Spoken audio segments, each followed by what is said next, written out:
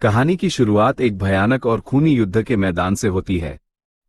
चारों तरफ धूल का गुबार उड़ा हुआ है, हवा में तलवारों की टकराने की आवाज गूंज रही है और जमीन खून से लाल हो चुकी है। सैनिक बिना रुके एक दूसरे पर टूट पड़े हैं। हर तरफ चीखें, दर्द और मौत का मंजर दिखाई देता है। ऐसा लगता है जैसे पूरी दुनिया इसी युद्ध में सिमट गई हो। इसी अफरा तफरी के बीच ग्रीक सेना का बहादुर और चालाक नेता थेमिस्टोक्लीस धीरे धीरे आगे बढ़ता है। उसके आसपास सब कुछ बिखर रहा होता है, लेकिन उसके चेहरे पर कोई घबराहट नहीं होती। उसकी आंखों में एक ठंडी शांति और एक गहरी सोच दिखाई देती है, जैसे वह इस पूरे युद्ध को एक अलग नजरिए से देख रहा हो।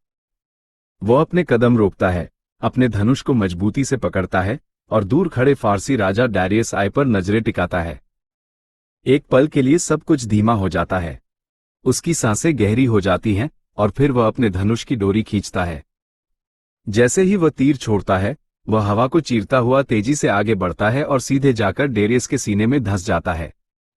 राजा का शरीर झटका खाता है और वह अपने घोड़े से नीचे गिर जाता है। उसके गिरते ही फारसी सेना में अफरा तफरी मच जाती है। सैनिक इधर उधर भागने लगते हैं और एक पल के लिए पूरा युद्ध जैसे थम सा जाता है। मरते हुए डेरियस की नजर अपने बेटे ज़र्क्सीज़ आई पर पड़ती है।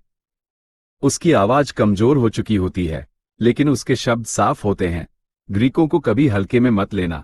यहीं से कहानी का असली मोड़ शुरू होता है। अब हम ज़र्क्सीज़ को देखते हैं, जो अपने पिता की मौत के बाद अंदर से पूरी तरह टूट चुका है। उसका चेहरा गुस्से और दर्द से भरा होता है, लेकिन धीरे धीरे उसका ये दर्द एक खतरनाक बदले में बदलने लगता है।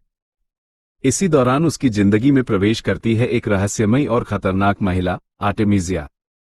आर्टेमिजिया का अतीत बहुत ही दर्दनाक रहा होता है। बचपन में उसे ग्रीकों ने पकड़ लिया था, उसके साथ अत्याचार किए गए थे और उसे गुलामी में जीने पर मजबूर किया गया था। किसी तरह वह बच निकलती है, लेकिन उसके दिल में ग्रीकों के लिए एक गहरी और खतरनाक नफरत बस जाती है।